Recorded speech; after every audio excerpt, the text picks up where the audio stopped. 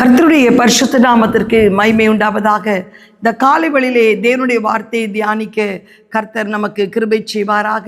சங்கீதம் 96:13 இப்படியாய் சொல்கிறது, அவர் வருகிறார், அவர் பூமியை நியாயம் தீர்க்க வருகிறார், அவர் பூலோகத்தை நீதியோடும் ஜனங்களை சந்ததியோடும் நியாயம் தீர்ப்பார். கர்த்தருக்கு ஸ்தோத்திரம். அவர் பூமியை நியாயம் தீர்க்க வருகிறார். உங்களை மாத்திரமல்ல, ஜனங்களை மாத்திரமல்ல, உங்கள் சந்ததியும் நியாயம் தீர்க்க வருகிறார்.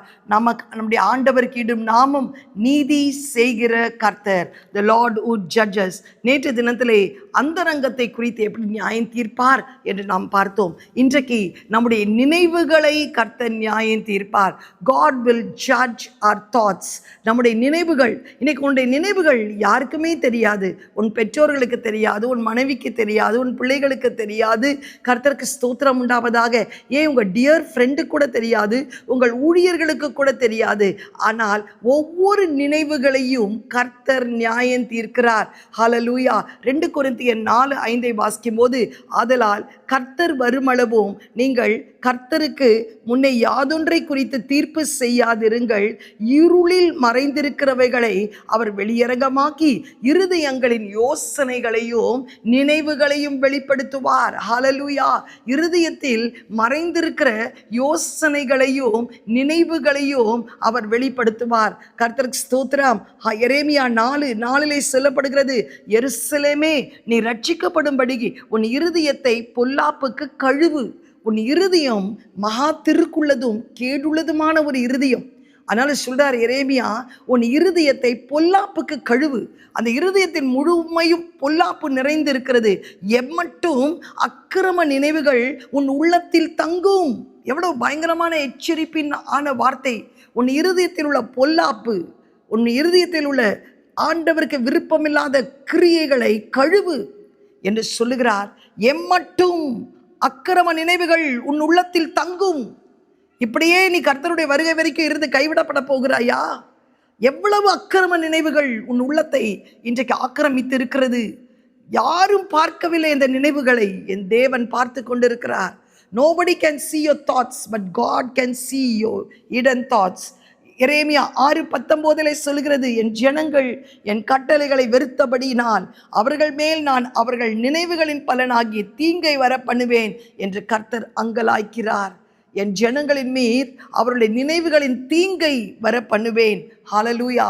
இன்றைக்கு நீங்கள் நினைக்காதீங்க, உங்கள் நினைவு யாருக்குமே தெரியாது, எப்படியோ நம்ம நினச்சிட்டு இருக்கிறோன்னு. But God is watching you, is watching each and every step of your thought.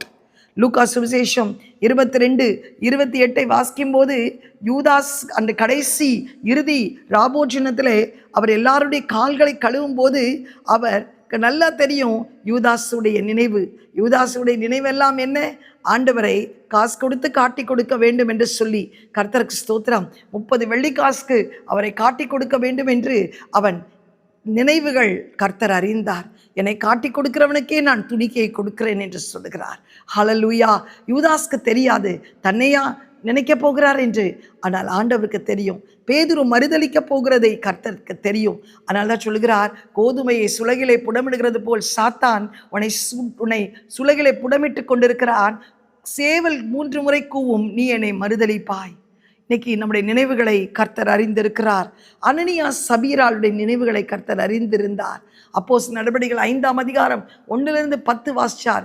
நல்ல அப்போஸ்தலர் பாதபடியிலே ஊழியம் செய்தவர்கள். எல்லா அப்போஸ்தலர்களும் தங்கள் சொத்தை விற்று கொண்டு வந்து பாதத்திலே வைத்தார்கள். அப்பொழுது இவர்களும் என்ன செய்தார்கள்? ஒரு தீர்மானம் எடுத்தால், நம்முடைய சொத்தையும் விற்று அவருடைய பாதத்திலே வைக்க வேண்டும். நல்ல தீர்மானம்தான். போய் சொற்றை விற்றார்கள். ஆனால் பணம் கட்டு கையிலே பார்த்த உடனே, அதான் பண ஆசை எல்லா தீமைக்கும் வேறானது. போதுமென்ற மனதுடனே கூட தேவ பக்தியே மிகுந்த ஆதாயம். அது ஒரு விக்கிரக ஆராதனை, பொருளாசை. அப்பொழுது என்ன ஆனது?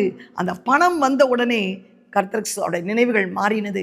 கொஞ்சம் பணம் நமக்காக எடுத்து வச்சுக்கலாமே, எல்லாவற்றையும் விற்று கொடுக்க வேண்டும் என்றவர்கள் கொஞ்சம் பணம் எடுத்து வைத்துக்கொள்ளலாமே என்று சொல்லி கொஞ்சம் பணத்தை மறைத்து வைத்து விட்டு அப்போஸ்தலரிடத்திலே கொண்டு வந்து மீதியை கொடுத்தார்கள். அவருடைய நினைவுகளை பரிசுத்த ஆவியானவர் அறிந்தார். பேதுரு யோவான் ஸ்ட்ரைட்டாக டைரக்டாக கேட்குறாங்க, இவ்வளவுக்கு தான் விற்றீர்களா? அவர்கள் பொய் சொல்ல வேண்டிய அவசியமில்லை. இல்லை ஐயா, விற்றோம், கொஞ்சம் எடுத்து வைத்திருக்கிறோம் எங்கள் எதிர்காலத்திற்கு என்று சொல்லியிருக்கலாம். ஏனென்றால் அப்போஸ்தலர்கள் முழுமையாய் விற்று கொண்டு வா என்று ஒரு வார்த்தை கூட கேட்கவில்லை. இது அவர்கள் செய்த பொருத்தனை, அவர்கள் செய்த தீர்மானம். ஆனால் அந்த கள்ளத்தனம் அவர்களுக்குள்ளே இருந்தது.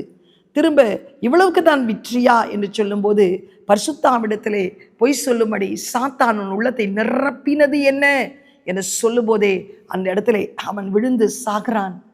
மனைவி சந்தோஷமாய் கடந்து வருகிறாள். இவ்வளவு காணிக்கை கொடுத்திருக்கிறோமே, நம்முடைய கணவருக்கு நல்ல ஒரு ரெட் கார்பெட் வெல்கம் கிடைத்திருக்கும் என்று மனைவி வரும்போது பேதுரு கேட்கிறார், இவ்வளவுக்கு தான் விற்றீர்களா?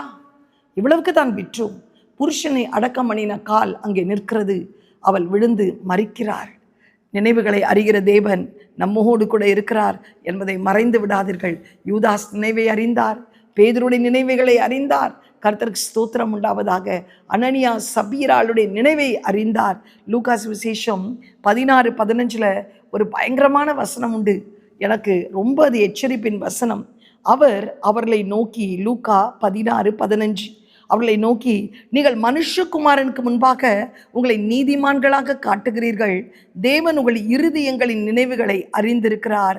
மனுஷருக்குள்ளே மேன்மையாக எண்ணப்படுகிறது எதுவோ தேவனுக்கு முன்பாக அது அருவருப்பாயிருக்கிறது. எவ்வளோ பயங்கரமான ஒரு வசனம்.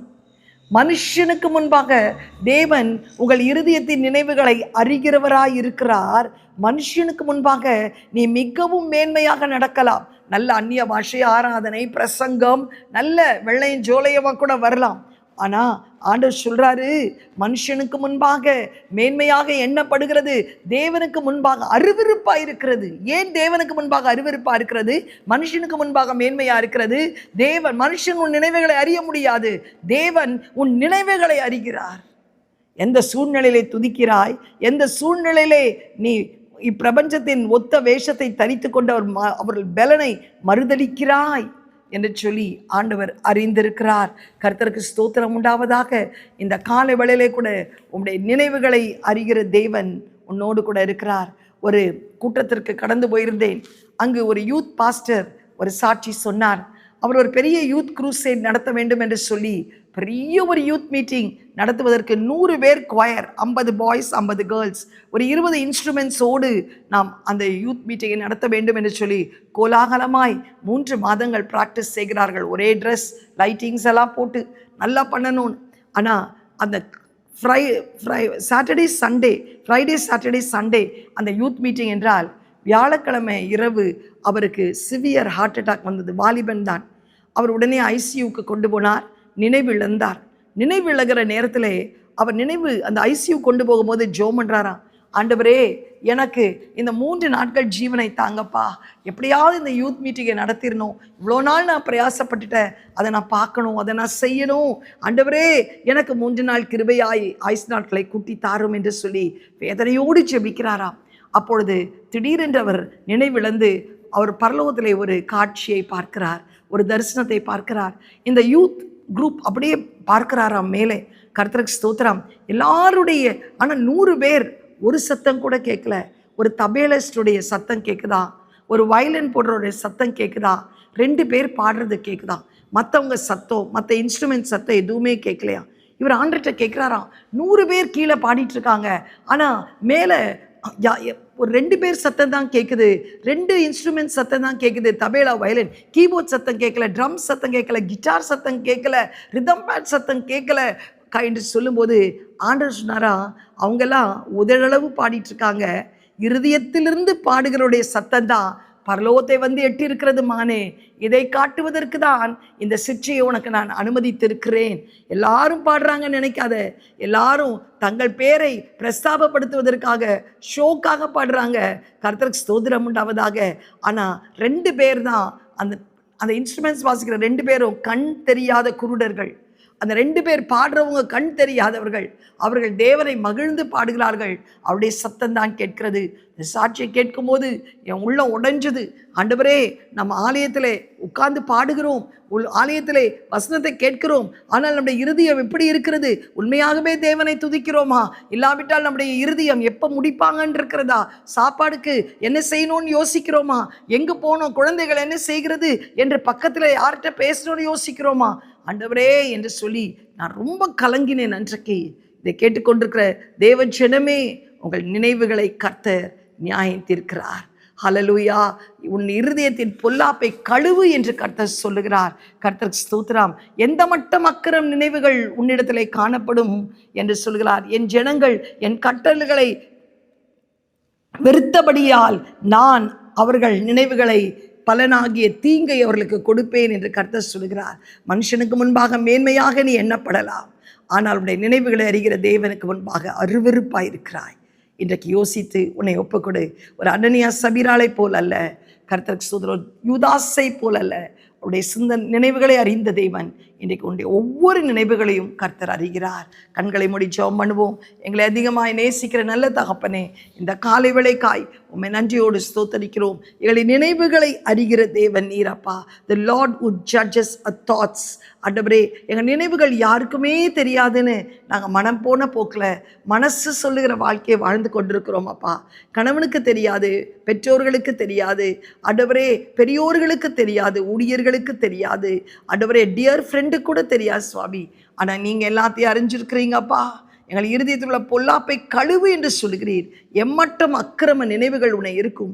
மனுஷனுக்கு முன்பாக மேன்மையாய் தோண்டுகிற உன் காரியங்கள், உன் நினைவுகள் எனக்கு முன்பாக அருவருப்பாக இருக்கிறது.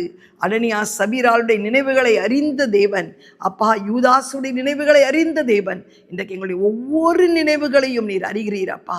இந்த நினைவுகளை இன்றைக்கு பரிசுத்தப்படுத்தும். சங்கீதக்காரன் சொல்கிறார் 139ஆம் சங்கீதத்திலே, வேதனை உண்டாக்கும் வழி என்னிடத்தில் உண்டோ என்று ஆராய்ந்து பார்த்து என்னை நீதியின் பாதையிலே நடத்தும். எங்களுடைய நினைவுகளை ஆராய்ந்து பார்த்து எங்களை நீதியின் பாதையிலே நடத்தும். எங்களை தாழ்த்தி உம்முடைய கரத்திலே கொடுக்கிறோம். இயேசுவின் மூலம் நல்ல பிதாவே, ஆமேன். God bless you. Have a blessed day.